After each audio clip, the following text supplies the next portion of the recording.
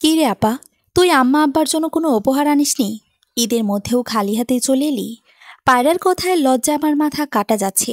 বাড়ির সবগুলো মানুষের সামনে পায়রা আমায় এমন একটা লজ্জাজনক কথা বলবে আমি ভাবতে পারিনি। দুলাভাইয়ের তো চাকরি নেই পায়রা, তাই আপা হয়তো কিছু দিতে পারিনি। চুপ থাক না তুই। সায়রার কথায় আরো বেশি লজ্জায় পড়ে গেলাম। এক পলক রেদওয়ানের দিকে তাকাতেই দেখলাম সেও মাথা নিচু করে আছে। ঈদের বাপের বাড়িতে এসে এত লজ্জাজনক পরিস্থিতিতে পড়ব ভাবতেই পারিনি। পায়রার স্বামী আমাদের দিকে তাকিয়ে মুচকি হাসছে। এটা আমাকে আরো লজ্জা দিচ্ছে। এবারের বড় মেয়ে হয়ে বাবা মায়ের জন্য ঈদের উপহার আনতে পারিনি। ছোট দুই বোন মা বাবার জন্য হাত বোঝায় উপহার নিয়ে এসেছে। আমার স্বামীর চাকরি নেই। 6 মাস হলো রেদওয়ানের চাকরি নেই। যেই কোম্পানিতে রেদওয়ান চাকরি করত, সরকার থেকে তা বন্ধ হয়ে গেছে। তাই রেদওয়ানের চাকরিটাও চলে গেছে। রেদওয়ান চাকরি জোগাড়ের অনেক চেষ্টা করেও চাকরি পায়নি। এদেশে তো একবার চাকরি গেলে দ্বিতীয় চাকরি পেতে দম ফুরোয়। রেদওয়ানের চাকরি যাওয়ার পরই আমার চারপাশলা বদলাতে শুরু করে। শাশুড়ি কথা শোনায়, ননদ কথা শোনায়, যারাও এখন আর ছাড় দেয় না। প্রতিটা বেলায় খোটা দেওয়ার কথা তারা মোটেও ভুলে না। আগে যা সম্মান পেতাম তার ছিটে ফোঁটাও এখন পায় না। সবকিছুই মেনে নিয়েছি আমি। স্বামীর চাকরি না থাকলে এটা স্বাভাবিক, এখানে অস্বাভাবিক কিছুই নেই। কিন্তু গতকালে আমার শাশুড়ি বলেছে, যে ছেলে সংসারে 1 টাকাও খরচ করতে পারে না সেই ছেলে যেন বউকে নিয়ে কোরবানির গোস্ত খেতে এ বাড়িতে বসে না থাকে। নিজের খরচ, সাথে বইয়েরও খরচ। আমাদের ছেলেদের অন্ন ধ্বংস করছিস। আমার বাকি 2 ছেলে কি তোদের জন্য নিঃস্ব হবে নাকি? শাশুড়ির কথাটা খুব গায়ে লেগেছিল। ঈদের দিন শাশুড়ির কাছ থেকে এমন কথা শুনবো কখনো ভাবিনি। রিদন তার 2 ছেলের অন্ন ধ্বংস করছে। ঈদের সময় এত বড় কথা তার মনে খুব দাগ কেটেছে। কিন্তু আমার অশ্রু বিসর্জন দেওয়া ছাড়া কোনো উপায় ছিল না। ও বাড়িতে খোটা শুনে এসেছি স্বামীর চাকরি নেই বলে। কিন্তু স্বামীর চাকরি না থাকলে বাঙালি বধূদের যা করতে হয় তাই তো করছি আমি। গাধার মতো কাজ করে তো তা পুষিয়ে দিচ্ছি। এতেও তাদের খুশি রাখতে পারি না। নিয়তি আমাকে এখানে দাঁড় করিয়েছে। সারাদিনের ক্লান্তি শেষে গতকাল রাতে মাকে ফোন করেছিলাম। মায়ের কাছ থেকে শুনেছিলাম আমার ছোট 2 বোন বেড়াতে আসবে। খুব খুশি হয়েছিলাম। ভাবলাম বোনদের সাথে একসাথে বেরাবো। এখানে তো এমনিতেও কোনো পাত্তা নেই আমার। কিছুদিন বোনদের সাথে বাবার বাড়িতে ঘুরে আসলে ভালো লাগবে। তাই রেদনের সাথে জেদ ধরে বাপের বাড়িতে এসেছি। শাশুড়ি বহুবার নাক ছিটকেছে, কিন্তু পাত্তা দেয়নি। নিয়তির কথা স্মরণ করতেই জলে চোখ টইটুম্বুর হয়ে এলো। এ বাড়িতে আমি সবার আগে এসেছি। কিছুক্ষণ অপেক্ষা করার পর থেকে একে একে পায়রা আর সায়রা এসেছে। কি যে ভালো লেগেছে বোনদের দেখে বলে বোঝাতে পারবো না। কিন্তু আসার পরে ওরা 2 বোন মা বাবার জন্য তাদের আনা উপহার মা বাবাকে দিচ্ছে।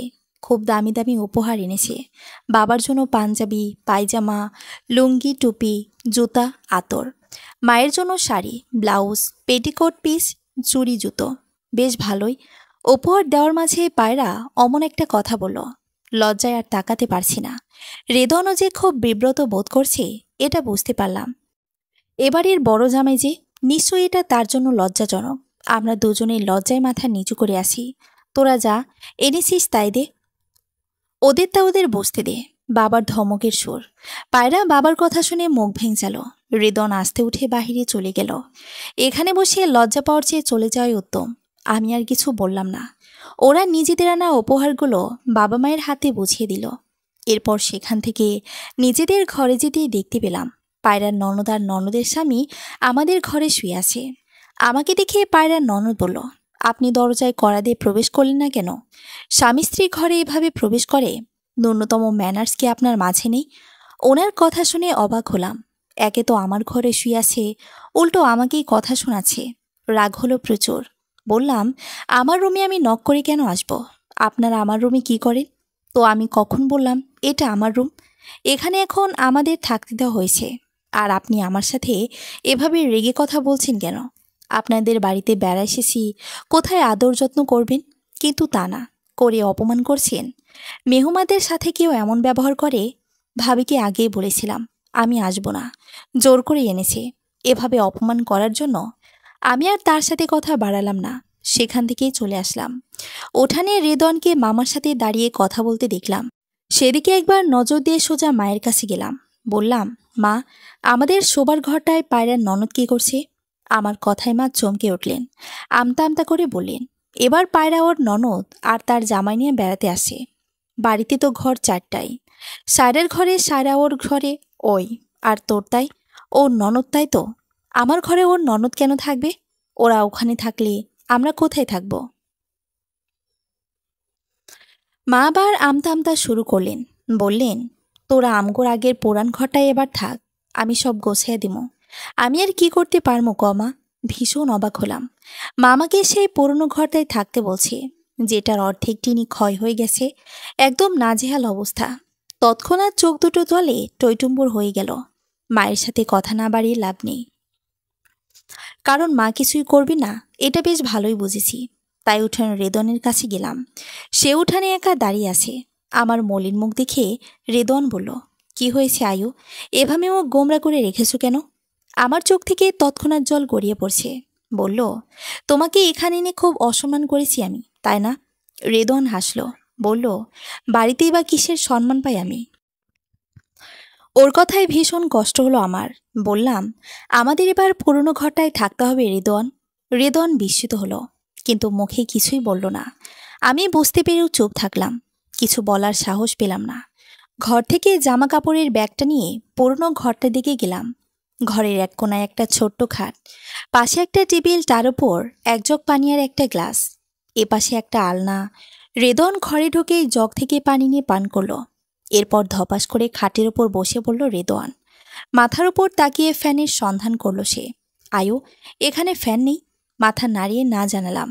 এরপর টেবিলের ওপর থেকে হাত পাখা নিয়ে রেদনকে বাতাস করতে লাগলাম। সাথে সাথে নিজের চোখের জলও বিসর্জন দিতে লাগলাম। এখানে এসেও একই পরিস্থিতিতে পড়ব ভাবতেই পারিনি আমি।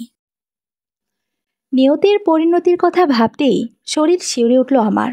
হঠাৎই পায়রার চিৎকার চেঁচামেচি ঘর থেকে বের হয়ে আসলাম। ব্যাগপত্র হাতে নিয়ে পায়রা মায়ের সাথে কথা বলছে। তার ননদের সাথে আমার ব্যবহার নিয়ে কি যেন বলছে ও। সাথে বাড়িতে থাকবে না বলছে। ওর ননদ, তার স্বামী এবং পায়রার স্বামী একপাশে দাঁড়িয়ে আছে। ওর ননদ আমাকে দেখেই মুখ ভেঙচি দিল। আমি ভীষণ অবাক হলাম।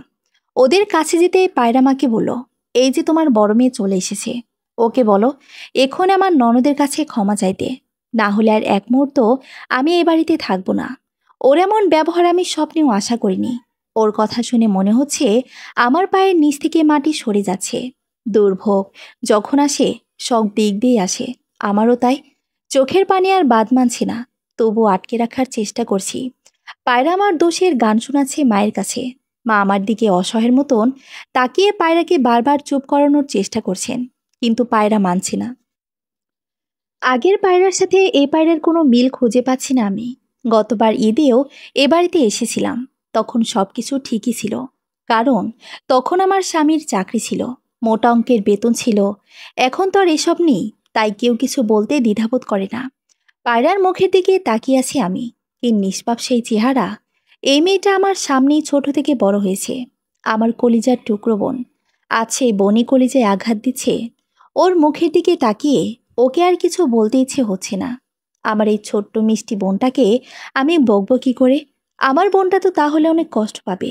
ভাবলাম, ভুল করেছে, হয়তো একদিন সে নিজের ভুল বুঝতে পারবে। তাই ওকে বললাম, তোর ননদ যে বিষয়টাকে এত দূর গড়াবে আমি বুঝতে পারিনি রে পায়রা। আমারই ভুল হয়েছে, তোরা থেকে যা। চলে গেলে মা বাবা দুজনেই মন খারাপ করবে। মা অসহায়ভাবে আমার দিকে তাকিয়ে আছেন। আমি মাথা নিচু করে চোখের জল মোছার চেষ্টা করছি। মা ধমকের সুরে পায়রাকে বললেন, তুই তোর বড় বোনের সাথে এমন করতে পারলি পায়রা? পায়রা মুখ ভেঙচি বলল, বড় তো কি হয়েছে, ভুল করলে সবারই ক্ষমা চাইতে হয়। ভীষণ আশ্চর্য হলাম, তবুও চুপ করে রইলাম। ভাগ্য আর আমার সহায় নয়। পায়রা চুপ হয়ে গেল, কিন্তু পায়রা দমে গেলেও পায়রার ননদ তৎক্ষণাৎ বলল, আপনি আপনার কথা দিয়ে কি বোঝাতে চাইছেন? আমার জন্য সব হয়েছে? দেখেছো ভাবি, তোমার বোন কি বলল? এজন্যই এ বাড়িতে আমি আসতে চাইনি। পায়রাকে উস্কে দিয়ে ওর ননদ এবার বেজায় খুশি হলো বোধ হয়। পায়রা আমাকে আরও কিছু কথা শুনিয়ে ওদের ঘরে চলে গেল। মামিটাকে মা রান্নাঘরে গেলেন। আমি একা উঠানে দাঁড়িয়ে চোখের জল ফেলতে লাগলাম। শাড়ির আঁচলটা দিয়ে চোখের জল মুছে রেদনের কাছে যাওয়ার জন্য অগ্রসর হলাম। ও ঘরে একা একা কি করছে কে জানে। দেখলাম রেদন দরজার সামনেই দাঁড়িয়ে আছে। আমি মাথা নিচু করে ঘরে চলে গেলাম। রেদনও আসলো। চোখের পানি আটকাতে পারছি না। রেদন আমার দিকে তাকিয়ে থাকায় কাঁদতেও পারছি না। আয়ু, রেদনের ডাকে শব্দ করলাম। এত বড় অপমানটা সহজেই হজম করে নিলে কেন? ওর কথায় হাসার চেষ্টা করলাম। বললাম, পায়রা তো বাচ্চা মানুষ, সেদিনের মেয়ে, ভুল করে সে একদিন বুঝতে পারবে। আমি তো বড়, মাফ করে দিয়েছি। তাই বলে নিজে, জানো, ছোটবেলায় যখন বাবা আমাদেরকে মেলায় নিয়ে যেত, তখন না পায়রা সবসময় একটা না একটা কিছুর জেদ ধরতো। বাবা রাগ করতো খুব, কিন্তু আমি ওর জেদগুলো পূরণ করতাম। সবসময় তো ওর জেদ পূরণ করে এসেছি। আজও একটা জেদ ধরেছে, তা পূরণ না করে পারি বলো? তুমি সেই জেদের সাথে এই জেদের তুলনা করছো? পাগল হলে নাকি? থাক না, যা গেছে তা তো গেছে। এমনটা করে যদি ও খুশি থাকতে পারে, তাহলে থাকুক। রেদওয়ান আমার দিকে কিছুক্ষণ তাকিয়ে থাকলো, কিন্তু কিছু বলল না। আমিও চুপটি করে বসে রইলাম। কিছুক্ষণ পর রান্নাঘরে গেলাম। মা রান্না করছেন, পাশেই মামি বসে আছেন। আমাকে দেখে মা বললেন, কিছু লাগবো তোর? আমি ছোট আওয়াজে বললাম, না। এরপর পাশে একটা মোড়া পেতে বসে পড়লাম। মায়ের দুই একটা টুকটাক কাজে হাত লাগালাম। মা আমার দিকে তাকিয়ে আছেন। মাকে আমার দিকে তাকিয়ে থাকতে দেখে বললাম, এভাবে তাকিয়ে আছো কেন? আয়রা, তোরা তো ধৈর্য আসলো কবে থেকে? মায়ের চোখে পানি। আমি হাসলাম, কিছু বললাম না। মা বললেন, তোর এবার অনেক কষ্ট হইতেছে তাই না? কিসের কষ্ট হবে? সব দিক দিয়াই তো। পায়রার ব্যবহারে অনেক কষ্ট পাইছুস, তাই না? না, আমার সংসারটা কেমন জানি এলোমেলো হইয়া গেল রে মা। আমি কিছুই বুঝতেছি না। এগুলো কি হইতাছে আমার বাড়িতে? আমি চুপ থাকলাম। পাশ থেকে মামি বলল, আরে তুমি কি চিন্তা করো আপা? ওরা বন্ডা বন্ডা মুখ কালাকালি করব, আবার ওরাই ঠিক হয়ে যাব। টেনশন করো না তো। আমাদের কথার মাঝে পায়রা এসে মাকে ডেকে নিয়ে গেল। আমি আমার মতো কাজ করতে লাগলাম। কিছুক্ষণ পর রেদোয়ান আমাকে ডাকলো। তাকে গোসলের জন্য লুঙ্গি দিতে নামাজে দেরি হয়ে যাচ্ছে। আমি ঘরে গিয়ে লুঙ্গি বের করে রাখলাম। এরপর নিজের একটা শাড়ি বের করে নিজেও গোসলটা ছেড়ে নিলাম। রেদোয়ান নামাজ থেকে আসতেই জামাইদের খাবার দিতে রান্নাঘরের দিকে অগ্রসর হলাম। কিন্তু পায়রার ঘর থেকে পায়রার জামাইয়ের কণ্ঠ শুনতে পেলাম। তিনি বলছেন, রোস্টটা দারুণ টেস্ট হয়েছে। চরম অবাক হলাম। আমার স্বামীকে রেখে ওরা খেতে বসে গেল। মাকে দেখলাম গোমরা মুখ করে পায়রার ঘর থেকে বের হচ্ছে। আমাকে দেখিয়ে অসহায়ের মতন বলল। তখন পায়রা ডাক দিয়ে বলছে, ওর জামাইয়ের খাবার ওর ঘরে দিতে। সায়রার জামাইও নাকি প্রচুর খিদা লাগছে, তাও সেই বইসা পড়ছে। আমি আর কিছু বললাম না, চুপচাপ সেখান থেকে রান্নাঘরে চলে গেলাম। রেদনের জন্য খাবার বেড়ে আমাদের ঘরে নিয়ে আসলাম। রেদন শুয়েছিল। খাবার দেখে উঠে বসলো। বলল, এখানে একা খাবার এনে দিচ্ছ কেন? শাহেদ, মাহবুব ওদের সাথে দাও। ওরা কি মনে করবে বলো? নিয়ে যাও খাবার, আমি পরে ওদের সাথে খাবো। মানুষটার কথা শুনে ভীষণ কষ্ট হচ্ছে। এই মানুষটাকে আমি কি করে বলি? সে যাদের অপেক্ষায় আছে তারা তাকে রেখে ভুরিবোধ সেরে ফেলেছে। আমি নির্বাক। খাবার খাটের ওপর রেখে বললাম, তুমি খাওয়া শুরু করো। সে আবারও নাকচ করে দিল। এবার কেন জানি মেজাজটাই বিগড়ে গেল। বললাম, যারা তোমার কথা একটাবারও ভাবলো না, তাদের কথা তুমি ভাববে কেন বলো তো? ওরা তোমাকে রেখেই খেয়েছে। তুমি এবার খাও। রেদন কিছুক্ষণ হাঁ করে আমার দিকে তাকিয়ে রইল। এরপর নিঃশব্দে খাবারের প্লেটে হাত দিল। আমি চুপচাপ তার খাওয়া দেখতে লাগলাম। খাওয়ার সময় আর একটা কথাও বলল না সে। হয়তো কষ্ট পেয়েছে প্রচুর। বাবা ফিরলেন বিকেলে। আমাদের নানা বাড়িতে গিয়েছিলেন বাবা। সেখানে জমি সংক্রান্ত কিছু কাগজপত্র ঠিক করতে গিয়েছিলেন। এসে বাবা আমার খোঁজ করলেন। আমি বাবার কাছে গেলাম। বাবা আমার হাতে দুটো প্যাকেট দিয়ে বললেন ঘরে নিয়ে যেতে। বলল প্যাকেট দুটো ঘরে নিয়ে খুলতে। আমি তাই করলাম। ঘরে আসার সময় পাড়ার ননদকে বলতে শুনলাম, দেওয়ার আর মরদ নেই, কিন্তু নেওয়ার বেশ ভালোই আছে। বুঝতে পারলাম কথাটা আমায় বলেছে, কিন্তু কেন বলেছে তা এখনো অস্পষ্ট।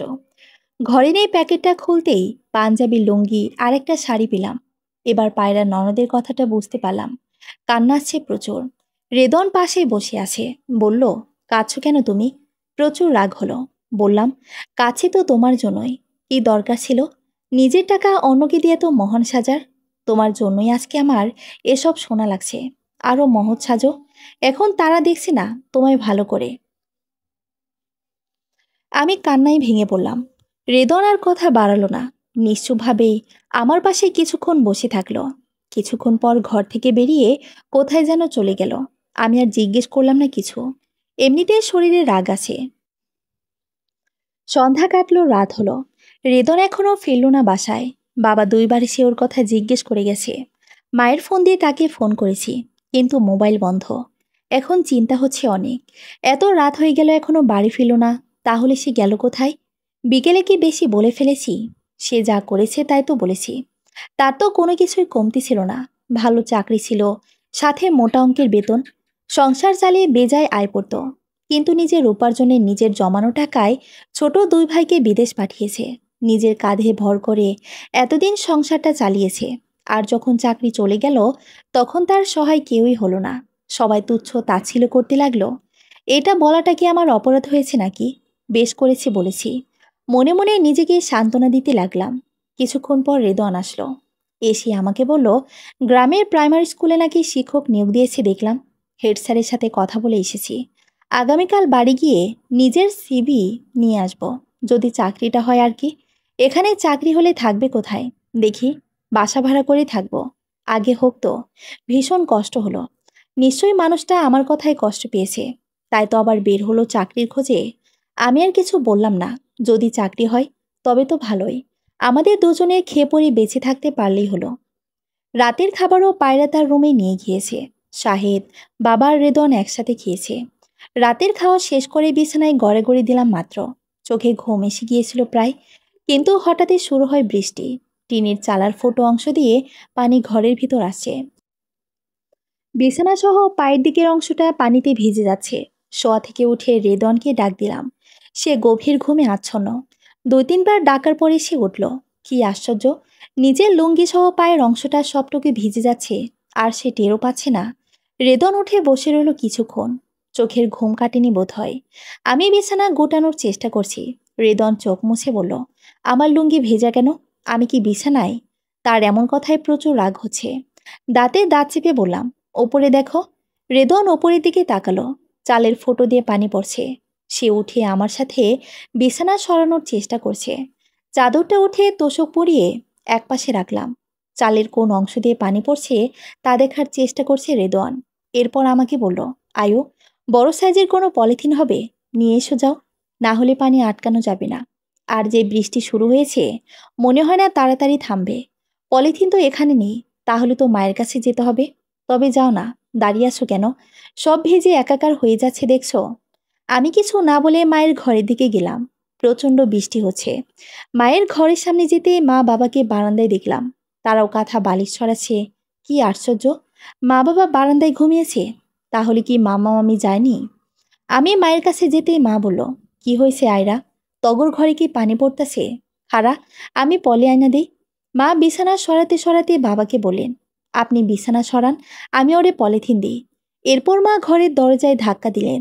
2-3 বার ধাক্কাধাক্কির পর মামি দরজা খুললেন। ঘুম জড়ানো চোখে বললেন, এত রাতে দরজায় ধাক্কাধাক্কি করতেছেন কেন? ঘুমাইতে দিতেন না? পলিনি মুসলমা, আয়ের ঘরে পানি যাইতেছে। মামি বিরক্ত হলেন প্রচুর। মা ঘর থেকে পলিথিন নিয়ে আমায় দিলেন। আমি সেটা নিয়ে দ্রুত ঘরে গেলাম। রেদনকে দিলাম। সে কিভাবে যেন সেটাকে চালের সাথে এক করে দিল। এরপর খাটে বসতে বসতে বলল, লুঙ্গি দাও তো আয়ু, এটা তো পুরোটাই ভিজে গেছে। ওকে অন্য একটা লুঙ্গি দিয়ে ভাবলাম মা বাবার কাছে যাব। তারা ওই বারান্দায় থাকলে তো পুরো ভিজে যাবে। রেদনকে কিছু না বলে আবার মা বাবার কাছে গেলাম। বিছানা গুটিয়ে একপাশে দুজনে বসে আছে। বাড়ির অন্য কারো কোনো শব্দ পাচ্ছি না। সবাই গভীর ঘুমে তলিয়ে আছে বোধ হয়। অনেকটাই ভিজে গেছে তারা। আমার নিজের অবস্থাও ভিজে চুপচুপে। মা বাবার কাছে গিয়ে বললাম, বাবা, ঘরে চলো। এখানে থাকলেই ভিজে অসুখ করবে। মা বাবা একে অপরের দিকে তাকালেন। দুজনকে ইতস্তত করতে দেখলাম। বাবা তো ভাবনার সাগরে ডুবে গেছেন। আমি আবার বললাম, কি ভাবছো? জলদি চলো। ভিজে কি হয়েছে অবস্থা দেখেছো? বলে বাবা মাকে টেনে ঘরে নিয়ে আসলাম। রেদনকে সব বলে আবার মামির কাছে গেলাম। ওই ঘর থেকে বাবা মায়ের জন্য শুকনো কাপড় আনতে হবে। কয়েকবার দরজায় ধাক্কা দিয়েও মামির সাড়া পেলাম না। এরপর জোরে ধাক্কা দিয়ে মামিকে ডাকলাম। মামি বিরক্ত নিয়ে দরজা খুলতে খুলতে বলল, বারবার এভাবে দরজা ধাক্কাচ্ছ কেন? মান ছেড়ে ঘুমাইতে দিবি না? তবুও জ্বালা কি এ বাড়িতে কেউ টিক্কার পারবো না? তুই তো মস্ত বড় একটা আপদ। ভীষণ অবাক হলাম। মামির এ ব্যবহার প্রত্যাশা করিনি। তার চেয়ে বড় কথা, আমার বাবার বাড়িতে এসে আমার সাথে এভাবে কথা বলছে। রাগ হলো প্রচুর। বললাম, বাহিরে বৃষ্টি হচ্ছে তা দেখতে পাচ্ছ মামি? এই বৃষ্টিতে মা বাবা বারান্দায় বসে ভিজে একাকার হয়ে গেছে। আর তুমি ঘুমানোর চিন্তা করো? কেমন মানুষ তুমি? যাদের কাছে থাকছো তাদের প্রতি এই সহমর্মিতা তোমার? বলে দ্রুত ঘরে ঢুকে গেলাম। ড্রয়ার থেকে মায়ের শাড়ি আর বাবার জন্য লুঙ্গি গেঞ্জি নিব। মামি আমার পেছন পেছন আস্তে আস্তে বলল, কি আমাকে এত বড় কথা শোনালি তুই? এ বাড়িতে দুদিনের জন্য বেড়াতে আসি, আর তুই? মামি রাগে কথা বলতে পারছে না, তবুও রাগ সংযত করে বললেন, তুই আমাকে সহমর্মিতা শেখাতে এসেছিস? আগে নিজে এটা শিখ। তোর জামাইয়ের চাকরি আছে, খাস তো মায়ের বাপের ঘাড়ে বসে। খাস আবার প্যাকেটে প্যাকেটে কি কি জানি ন্যাস দেখলাম বিকেলে। আমি তো চলে যাব, নিজে আগে শিখ। মামির কথায় চোখ ভরে গেল। এভাবে কথা বলবে আশা করিনি। কাপা কণ্ঠে বললাম, আমি কি এখানে থাকতে এসেছি? আমিও তো বেড়াতে এসেছি। বাবা মায়ের ঘাড়ে কোথায় খেতে আসলাম? মামি দ্বিগুণ উত্তেজনা নিয়ে বললেন, হ, শ্বশুর বাড়িতে তো মানুষের ঘাড়ে বৈশা খাস, ছোট ছোট দেবরগুলারে ভাইঙ্গা খাস, সবাইরে তো ভালোই নাজেহাল করা শিখছস, আবার বড় গলায় কথা কস। শরম করে না তোর? মামির কথায় লজ্জায় অপমানে মিশে গেলাম। কিছু না বলে সেখান থেকে চলে আসলাম। মামি বিড়বিড় করে আরও কি যেন বলছেন। চোখের পানি আটকে ঘরে এসে মাকে সারিয়ে বাবাকে লুঙ্গি দিলাম। এরপর নিজের জামা কাপড়ও বদলে নিলাম। মামির সাথে ঘটে যাওয়া ঘটনা কাউকে কিছুই বললাম না। খাটের কাঁথা বিছিয়ে ওপরে বিছানার চাদরটা দিয়ে মা বাবাকে খাটে বসতে বললাম। বাকি রাতটা হয়তো নির্ঘুম কাটাতে হবে। ভোরের দিকে বৃষ্টিটা কমে গেল। ফজরের আজান দিতেই বাবা আর রেদওয়ান মসজিদে চলে গেল। আমি আর মা নামাজটা পড়ে কিছুক্ষণের জন্য শুয়ে পড়লাম। রাতে ঘুম হয়নি। এক ঘুমে 8টা বেজে গেল। উঠে দেখলাম পাশে মা নেই। রেদওয়ানও এখনো আসেনি। আড়মোড়া ভেঙে চুলে খোপা করে ঘর থেকে বের হলাম। বাড়িতে এখনো কেউ ওঠেনি। কারো সারা শব্দ পাচ্ছি না। পুরো উঠান কাদামাটি আর গাছের পাতায় ভরে আছে। ঝাড়ুটা হাতে নিয়ে উঠানটা ঝাড়ু দিলাম কোনো মতে। কাদার কারণে ঝাড়ু দেওয়া যাচ্ছে না। এরপর রান্নাঘরে গিয়ে মাকে দেখলাম আলু কাটছে আর কান্না করছে। কিছু বুঝতে পারলাম না। জিজ্ঞেস করলাম, মা কাঁদছো কেন? মা আমাকে দেখে দ্রুত চোখের পানি মুছে ফেললেন। এরপর বললেন, না, কাঁদতাছি না। মিথ্যা বলো না। কাঁদছো কেন? এমনিতেই। আমায় বলবে না? কেউ তোমায় কিছু বলেছে? মা চুপ করে বসে রইলেন। হঠাৎই বললেন, কাল রাতে তোর মামির লগে তোর কথা কাটাকাটি হয়েছে তাই না? বুঝতে পারলাম মামি হয়তো মাকে কিছু বলেছে। নিশ্চয়ই মাকে খুব বকাবকি করেছে। ভীষণ কষ্ট হলো। আমার জন্য আমার মাকে কেউ কিছু বলুক এটা আমি চাই না। আমি অস্থির হয়ে বললাম, এই জন্যই মামি তোমাকে বকেছে মা। আমায় মাফ করো মা। আমার জন্য তোমায় কত কথা শুনতে হলো। আমি এক্ষুনি মামির কাছে মাপ চেয়ে নিচ্ছি। মা আমার দিকে কেমন করে যেন তাকিয়ে রইলেন। আমি উঠে মামির কাছে যেতে নিলেই মা আমার হাত ধরে থামিয়ে দিলেন। মায়ের পাশে আমাকে বসিয়ে দিলেন।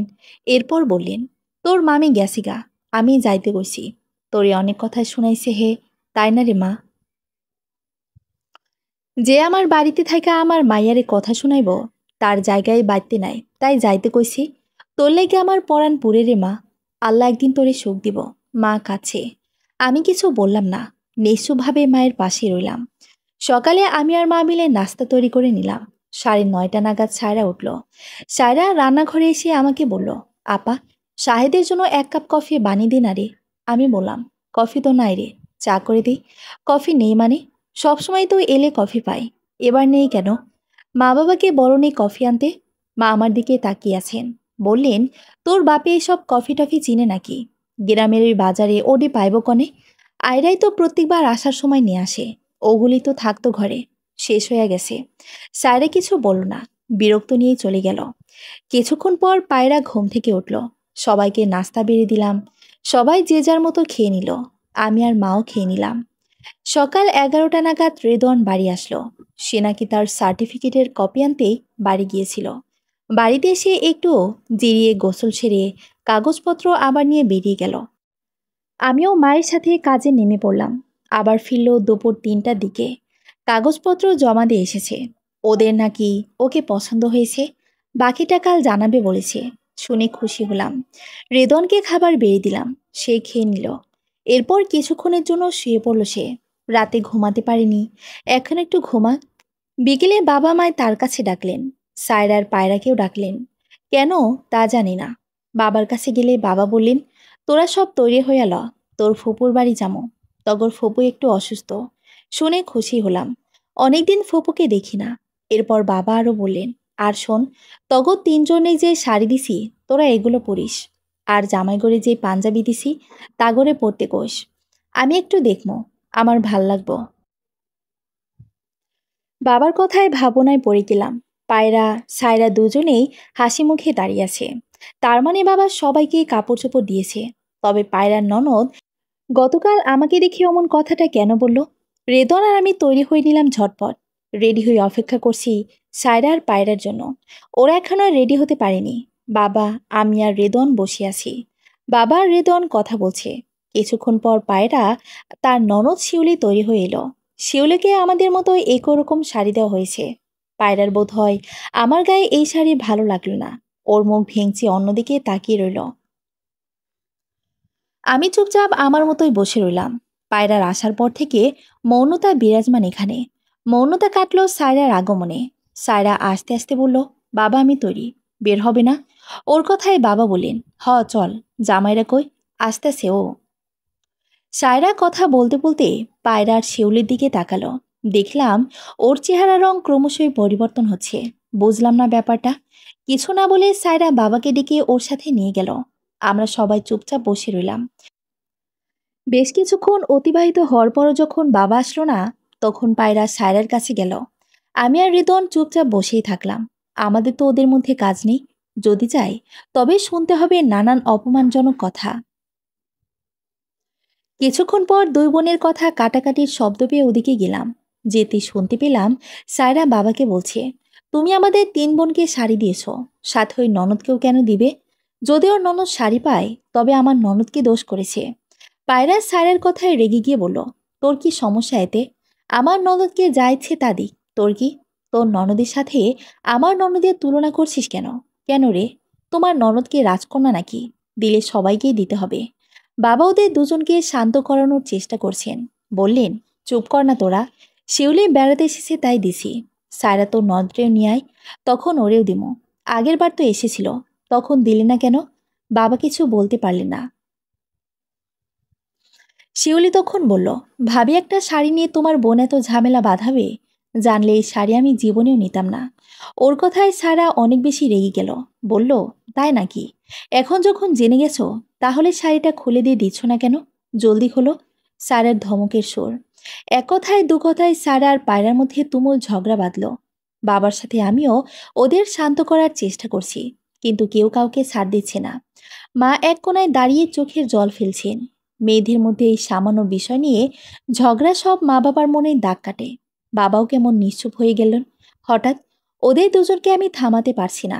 সায়রা, পায়রা, চুপ কর তোরা। আমার কথা কানে যায় না তোদের? পায়রা আমাকে বলল, তোর কথা কানে নিব কেন? তুই আমাদের দুজনের মাঝে কেন এসেছিস আপা? আমাদেরটা আমাদেরই বসতে দে। ওর কত সাহস আমার ননদকে নিয়ে কথা বলে? চুপ হয়ে গেলাম ওর কথায়। ওদের মধ্যে ঝগড়া ভয়াবহ আকার ধারণ করেছে ধীরে ধীরে। তাই বাধ্য হয়ে জোরে ধমক দিয়ে বললাম, সায়রা চুপ কর। তোর ননদকেও শাড়ি দিতে হবে তাই তো? দাঁড়া, আমারটা দিয়ে দিচ্ছি। তাও তোরা আর ঝগড়া করিস না। দেখছিস মা বাবা কত কষ্ট পাচ্ছে। সায়রা কিছু বলল না, কিন্তু পায়রা থামছে না। শিউলিকে এতক্ষণ খুশি দেখা গেলেও এখন সে মুখ গোমরা করে নিল। পায়রাকে টানতে টানতে সেখান থেকে নিয়ে গেল। পরিবেশ এবার শান্ত হলো। বাবা করুণভাবে আমার মুখের দিকে তাকিয়ে রইল। ফুপুর বাড়িতে আর যাওয়া হলো না। ঘরে গিয়ে শাড়িটা খুলে সায়রাকে নিয়ে দিয়ে আসলাম। সে যেভাবে খুশি থাকতে চায় তাকে সেভাবেই খুশি থাকতে উচিত। সায়রাকে শাড়িটা দিয়ে ঘরে আসার পর রেদনকে দেখলাম কেমন করে যেন আমার দিকে তাকিয়ে আছে। তার এই দৃষ্টি আমার বোধগম্য হলো না। বললাম, এভাবে তাকিয়ে আছো কেন? আয়ো, এত ধৈর্য তুমি পেলে কোথায়? তার কথায় হেসে ফেলাম। সে আবার বলল, শাড়িটা সায়রাকে না দিলেও পারতে। বাবা তোমায় দিয়েছে খুশি হয়ে, আমি আবার সায়রাকে দিলাম খুশি হয়ে। রেদওয়ান আর কিছু বলতে পারল না। রাতে খাওয়ার সময় কাউকেই দেখতে পেলাম না।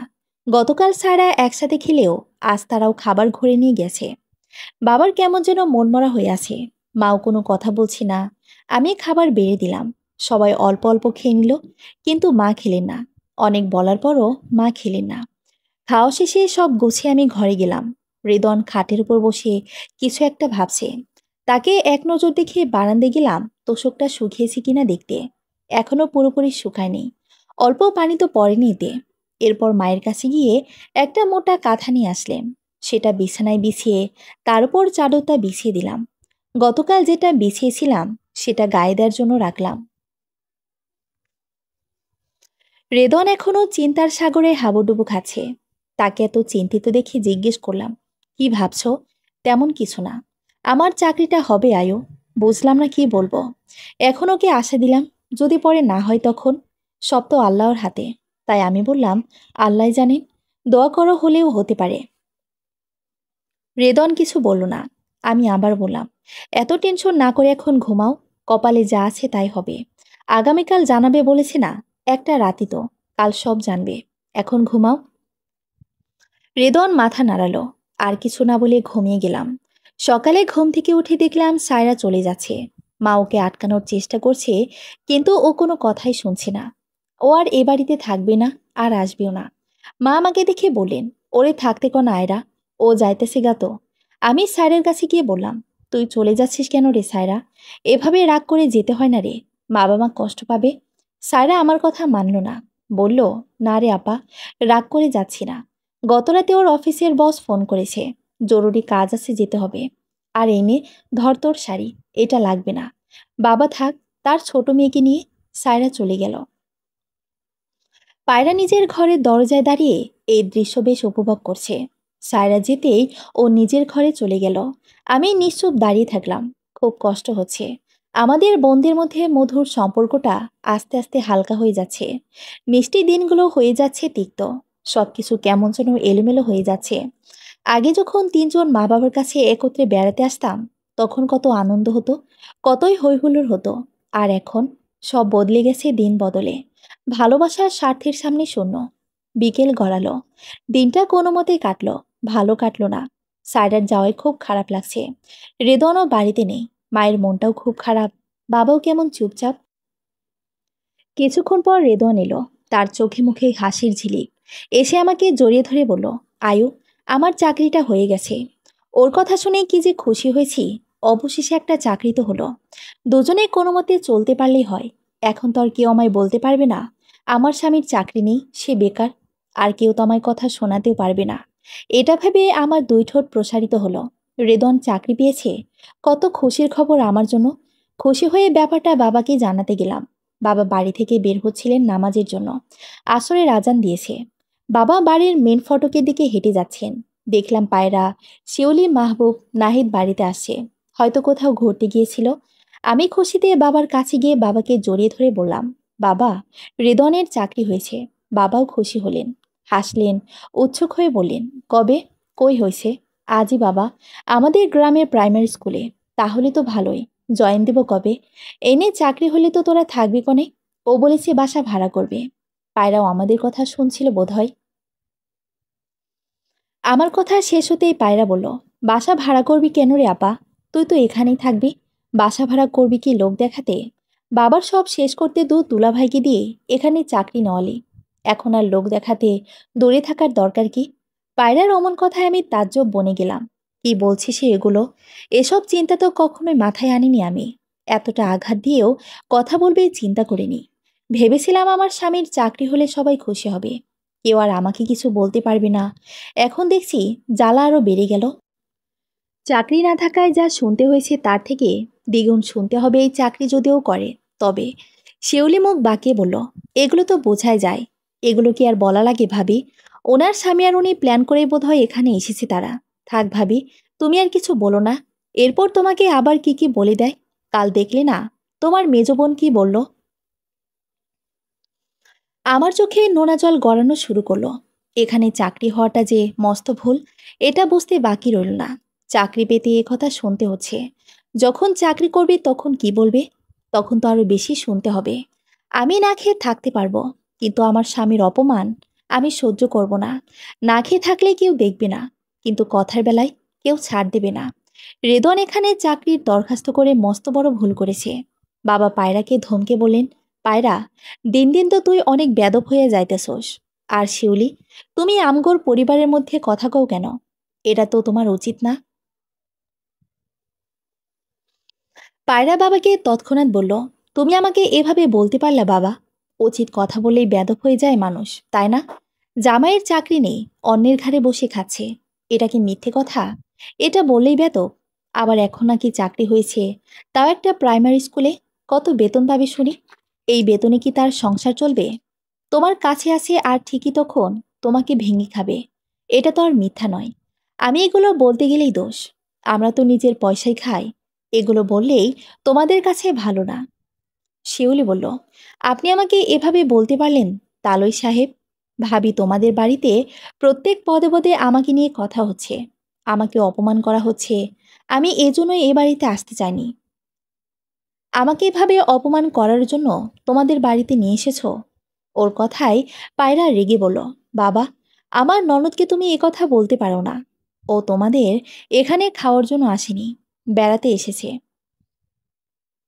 এভাবে অপমান করতে পারো না তুমি। পায়রার কথায় খুব অবাক হলাম। তার মানে আমি কি এখানে খাবারের জন্য এসেছি? ওরা আমাকে কি পেয়েছে? ওদের নজরে আমি এতটাই তুচ্ছ? বললাম, পায়রা, আমি কি এখানে খাওয়ার জন্য এসেছি? সে তোরটা তুই জানিস। তুই কেন এসেছিস? সবার মধ্যে ঝগড়া লাগাতে এসেছিস তুই। একের পর এক সমস্যা লেগে আছে এ বাড়িতে, শুধু তোর জন্য। তোর জন্য বাবাও দেখতে পারে না আমাদের। ভীষণ আশ্চর্য হলাম। পায়রা চলে গেল। কি বলে গেল এগুলো? বাবা নিশ্চুপ আমার দিকে তাকিয়ে আছেন, কিছু বলতে পারছে না। আমি বাবাকে নামাজ পড়তে যেতে বলে ঘরে চলে আসলাম। এটা খুব বুঝতে পেরেছি, রেদন এখানে চাকরি করতে পারবে না। তাহলে মানুষের কথা শুনে শুনেই আমাকে মরতে হবে। এ বাড়িতে না খেয়ে থাকলে শাশুড়ি আর জায়েদের কথা শুনবো, কিন্তু এখানে নিজের পরিবারের লোকজন, নিজের আপনজনদের নানান কথা শুনতে হবে, যা আমি সহ্য করতে পারবো না। রেদন বিছানায় শুয়ে আছে। আমি মন খারাপ করে ঘরে আসতে দেখে জিজ্ঞেস করলো, আয়ো, তোমার চোখ মুখ ফুলে আছে কেন? তোমার মন খারাপ কেন? কি বলবো তাকে? তাকে চাকরি করতে কি বারণ করি আমি? বেকার থাকাটা কত কষ্টের, সেটা যে থাকে সে ভালোই বোঝে। এখন যদি তাকে আমি এগুলো বলি, তবে সে কি সহ্য করতে পারবে? আমি কিছুক্ষণ ভেবেচিন্তে বললাম, রেদন, তোমাকে এখানে চাকরি করতে হবে না। রেদন ভীষণ অবাক হলো। আমাকে প্রত্যুত্তরে প্রশ্ন করলো, কেন আয়ু? না বলেছি তো নাই। না খেয়ে আমি থাকতে পারবো, কিন্তু মানুষের কথা শুনতে পারবো না। এখানে তোমার চাকরি করা লাগবে না। রেদন হয়তো কিছুটা আঁচ করতে পেরেছে কেন আমি চাকরি করতে বারণ করেছি, তাই সে আর কথা বাড়ালো না। আমি নিশ্চুপ বসে রইলাম। পায়রার সাথে আমার কি শত্রুতা আছে তা ভাবতে লাগলাম। মানুষ হয়তোবা শত্রুর সাথেও এমন ব্যবহার করে না, যেমন ও আমার সাথে করছে। আজ ওরা ভালো অবস্থানে আছে, তাই আমার সাথে এমন করতে পারছে। আচ্ছা, ভবিষ্যতে যদি ওর আমার অবস্থানে আসে তখন? ওকে এসব একটুও ভাবছে না? মানুষ কি সব সময় এক অবস্থায় থাকে নাকি? সব তো বিধাতার হাতে। কখন কাকে কোন অবস্থা রাখবেন তা তিনিই ভালো জানেন। আমিও তো একদিন ওর মতো অবস্থায় ছিলাম, বরং ওর থেকে আরো ভালো অবস্থায় ছিলাম। কিন্তু আমার সাথে কি হলো? নিয়তি আমার বড্ড করুণ। রেদন আর বাড়ি থেকে বের হলো না আজ। তখন থেকেই কেমন যেন চুপচাপ হয়ে গেছে। আমিও কোনো কথা বলিনি। কি বা বলবো আমি? আমি তার থেকে তার একটু ভালো থাকার চেষ্টাকে কেড়ে নিতে চাচ্ছি। সন্ধ্যায় বড় খালা আমাদের বাড়িতে আসলেন। মা তার সাথে কৌশল বিনিময়ে ব্যস্ত। পায়রা, শিউলি একপাশে বসে তাদের কথা শুনছে। আমি খালার জন্য পান বানিয়ে দিচ্ছি। কথা বলার এক পর্যায়ে আমাকে নিয়ে কথা উঠলে মা বললেন, রেদনের চাকরি হয়েছে। খালাও খুশি হয়ে আলহামদুলিল্লাহ বললেন, কিন্তু মাঝে ফোড়ন কাটলো পায়রা। বলল, বুঝেছো খালা, আমাদের গ্রামের প্রাইমারি স্কুলেই চাকরি হয়েছে। এখন ঘর জামাই থেকে এখানে চাকরি করবে। তুমি বলো খালা, প্রাইমারি স্কুলের সামান্য বেতনে কারো সংসার চলে? পায়রার কথায় লজ্জায় আমার মাথা কাটা যাচ্ছে। আমি লজ্জায় কোনো কথা বলতে পারলাম না। খালাও কেমন যেন করে তাকিয়ে আছে আমার দিকে। ও যেভাবে কথাটা বলেছে, এর জন্য এভাবে তাকিয়ে থাকাটা স্বাভাবিক। আমি খালাকে পান দিয়ে ঘরে চলে আসলাম। রেদন শুয়েছিল। আমি রেদওয়ানকে এসে বললাম, রেদওয়ান, আমি আর এ বাড়িতে থাকবো না। মরে গেলেও আর এ বাড়িতে আসতে চাইবো না। আমার এখানে দম বন্ধ হয়ে আসছে। আমি এখানে থাকলে আমি মরেই যাব। আর সহ্য করতে পারছি না এইসব। রাতটা কোনো মতে কাটলো আমার। এ বাড়িতে আমার মন টিকছে না আর। এ বাড়ির স্মৃতিগুলো আমার কাছে এখন তিক্ত। মিষ্টি অতীতকে বর্জন করে সৃষ্টি হয়েছে তিক্ত কিছু অতীত। ভোর হতেই ব্যাগপত্র সব গুছিয়ে নিলাম। রাতে মাকে বলেছি চলে যাব সকালে। মা কিছু বলেনি, শুধু আমার দিকে চেয়ে দুফোঁটা চোখে অশ্রু বিসর্জন দিয়েছেন। আমিও কোনো কথা বলিনি। জানি তারা কষ্ট পাচ্ছে, কিন্তু আমি আর কিছু করতে পারবো না। এখানে থাকলে পায়রার কথা শুনে আমি মরেই যাব। ব্যাগপত্র গুছিয়ে বাবার কাছে গেলাম। কেমন যেন মনমরা হয়ে আছেন বাবা। আমি বাবার কাছে গিয়ে বললাম, বাবা, আমরা যাচ্ছি। বাবা আমার দিকে তাকালেন, বললেন, সত্যি যাবি? আমি মাথা নাড়িয়ে হ্যাঁ বললাম। বাবা আবার বললেন, যাইলে আর কি কইতে পারো? যা তাইলে। আবার আইস, নিজের যত্ন নিস। তুমিও নিজের যত্ন নিও। ঠিকমতো খাওয়া দাওয়া করবে। এরপর মায়ের থেকে বিদায় নিলাম। মা হাউমাউ করে কেঁদে দিলেন। আমি মাকে সান্ত্বনা দিলাম। পায়রা নিজের ঘরের দরজার কাছে দাঁড়িয়ে আছে। ওর মিষ্টি মুখটা দেখলে সব ভুলে যায়। যত যাই হোক, আমার ছোট বোন তো। আমি পায়রার কাছে গিয়ে বললাম, যাচ্ছি রে পায়রা, ঠিকমতো থাকিস, নিজের খেয়াল রাখবি। আর মাহবুব শোনো, আমার বোনকে কখনো কিন্তু কোনো কষ্ট দিবে না। পায়রা কিছু বলল না। শিউলি বলল, আমার ভাই ভাবিকে কোনো কষ্টই দেয় না। আপনারাই তো দেন। কথায় কথায় কথা শোনান, আবার দরদ দেখান। ও মুখ ভেঙচিয়ে পায়রার হাত ধরে টেনে ভেতরে চলে গেল। আমি আর কিছু বললাম না। আমি আর রেদওয়ান বাড়ি থেকে বের হয়ে গেলাম। কিছু দূর হাঁটতেই একটা রিক্সা পেলাম। রিক্সা করে বাস স্ট্যান্ড গিয়ে বাড়ির উদ্দেশ্যে বাসে উঠলাম। দীর্ঘ 3 ঘন্টা জার্নি শেষে বাড়িতে পৌঁছালাম। 2-3 বার কলিং বেল চাপ দেওয়ার পর আমার শাশুড়ি সে দরজা খুলে দিলেন। শাশুড়ি দরজা খুলে আমাদের দেখে বোধহয় খুশি হলেন না। দরজাটা খুলে দিয়েই ভেতরে চলে গেলেন। আমি দরজাটা বন্ধ করে নিজের ঘরে গেলাম। আমার ঘরের অবস্থা দেখে চক্ষু চড়ক গাছ। ঘরের এ অবস্থা নাজেহাল। একটা কিছু ঠিক নেই। ড্রয়ারের সব জামাকাপড় খাটের পর ছড়ানো ছিটানো। ড্রেসিং টেবিলের জিনিসপত্র এলোমেলো করে রাখা। কিছু আবার ফ্লোরে গড়াগড়ি খাচ্ছে। আমার আলমারিটার আয়নার কাজটাও ভাঙা। ভীষণ আশ্চর্য হলাম। রেদওয়ানকে ডেকে জিজ্ঞেস করলাম, রেদওয়ান, আমার ঘরের অবস্থা এমন কেন? আলমারির কাজ ভাঙল কে? রেদওয়ানও বিস্মিত হলো। বলল, আমি কি করে বলবো আয়ু, আমার ভীষণ খারাপ লাগছে। শাশুড়ি গিয়ে জিজ্ঞেস করলাম, আম্মা, আমার ঘরের এই অবস্থা কেন? শাশুড়ি আমার দিকে বিরক্তি নিয়ে তাকালেন। বললেন, তো কেমন অবস্থা থাকবে তোমার ঘরের? আসমানে গিয়া বসে থাকলে ঘরের অবস্থা তো এমন থাকবই। আমার আলমারির কাজ ভাঙল কে? এত জবাব তোমারে দিমু কেন? তোমার ঘর যে ঠিক আছে সেই শুক্রিয়ে করো। গেছিলাই তো আয়লা কেন? মানুষের ঘাড়ে খাওয়ার অভ্যাস হইয়া গেছে। আমি আর কিছু বললাম না। অযথা কথা না বাড়ানোই ভালো। আমি নিশ্চুপভাবেই ঘরে চলে গেলাম। কিন্তু শাশুড়ি থামলেন না।